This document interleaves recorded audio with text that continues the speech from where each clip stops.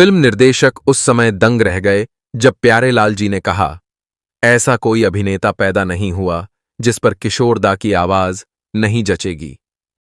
एक खास फिल्म के एक गाने की रिकॉर्डिंग के दौरान दोस्तों, प्यारेलाल जी को यह सब क्यों कहना पड़ा था? आखिर क्यों फिल्म निर्देशक अपनी फिल्म में किसी नए अभिनेता के लिए किशोर दा को लेना नहीं चाहते थे? और कैसे लक्ष्मीकांत प्यारेलाल जी ने फिल्म निर्देशक को किशोर दा से वो गाना गवाने के लिए मनाया जो फिल्म रिलीज होने के बाद हुआ सुपरहिट? सब कुछ जानेंगे आज के इस रोचक एपिसोड में। मुझे तेरी जुदाई कस गई ये तन्हाई। नमस्कार दोस्तों, स्वागत है आपका जनता टॉकीज में।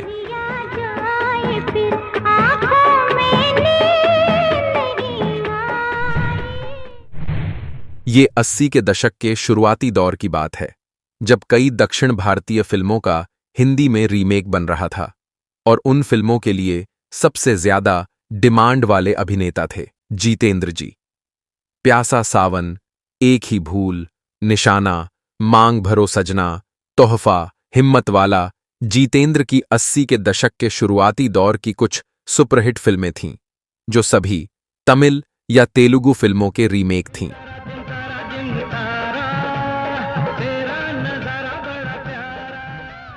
उन्होंने अक्सर के राघवेंद्र राव और टी रामा राव जैसे दक्षिण भारतीय निर्देशकों के साथ काम किया, जिन्होंने अक्सर जितेंद्र को मुख्य भूमिका में लेकर अपनी ही सफल साउथ इंडियन फिल्मों का रीमेक बनाया।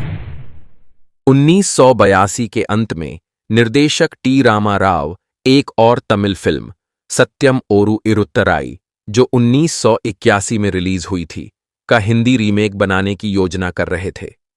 निर्देशक टी रामा राव का एलपी जोड़ी और आनंद बख्शी साहब से गहरा रिश्ता था, क्योंकि उनकी शुरुआती हिंदी फिल्मों में संगीत निर्देशक हमेशा लक्ष्मीकांत प्यारेलाल जी ही होते थे। इस तमिल फिल्म के रीमेक के लिए निर्देशक टी रामा राव ने एलपी जोड़ी को संगीत निर्देशक और आनंद बख्शी साहब को गीतकार के रूप में चुना। लेकिन इस बार टी रामा राव फिल्म के मुख्य अभिनेता के रूप में एक दक्षिण भारतीय स्टार को लेने का फैसला किया।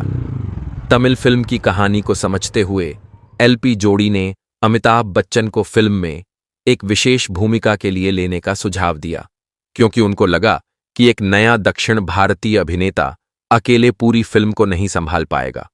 दोस्तों, वह दक्षिण भारतीय अभिनेता थे रजनीकांत जी, और फिल्म का नाम था अंधा कानून। अंधा कानून है। सभी कलाकारों का चयन सही समय पर हो गया और टी रामा राव ने स्वयं फिल्म के पार्श्व गायकों को चुना।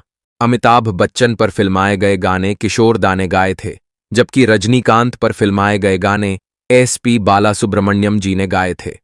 80 के दशक में यह चलन था कि अगर फिल्म में दो अलग अलग हीरो होते थे तो उनके लिए दो अलग अलग पार्श्व गायक भी होते थे। लेकिन जब बालासुब्रमण्यम जी रजनीकांत के गानों की रिकॉर्डिंग कर रहे थे, तब एलपी जोड़ी को गानों में कुछ कमी सी महसूस हुई। तब तक रजनीकांत जी के लिए दो गाने रिकॉर्ड हो चुके थे। एक दिन लक्ष्मीकांत और प्यारेलाल जी टी रामा राव के साथ फिल्म अंधा कानून के गानों पर चर्चा करने बैठे।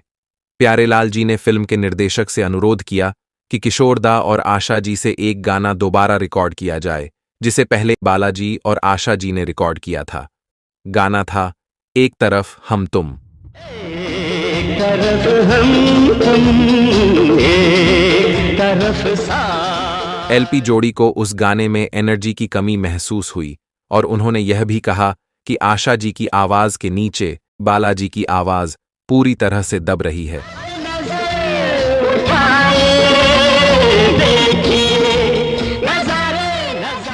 यह एक फास्ट ट्रैक वाला डांस सॉन्ग है और अगर किशोर दा इसे गाएंगे तो गाने की एनर्जी लेवल बहुत बढ़ जाएगी। टी रामा राव ने कहा, नहीं नहीं, हमारे पास ज्यादा समय नहीं बचा है, जैसा है वैसा ही रहने दो। और तो और किशोर दा की आवाज रजनीकांत को शायद सूट नहीं करेगी, क्योंकि वह एक दक्षिण भारतीय अभिनेता हैं। प्यारेलाल जी मुस्कुराए और बोले, भले ही वो दक्षिण भारतीय अभिनेता हैं, लेकिन जिस फिल्म में वो मुख्य भूमिका निभा रहे हैं वो हिंदी फिल्म है और हमें ऐसे पार्श्व गायक चाहिए जिन्हें गाने के बोलों पर अच्छी पकड़ हो।